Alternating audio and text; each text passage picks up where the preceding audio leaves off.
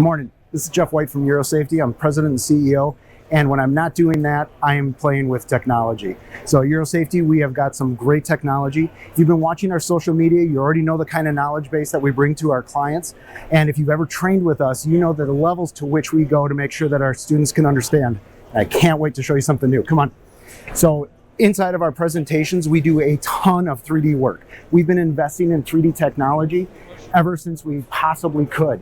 We do that so that you can get better comprehension of all of the components of an aircraft and what could fail and go wrong. So the next evolution of that for us is to obviously put you inside of the 3D. So right now in our booth at HAI here, we have our Apple Vision Pros that have been completely set up with all of our models and ready to go for online training. Come on by the booth and take a look. This is what it looks like. I live inside my own world of make-believe. Kids screaming in the cradles, profanities.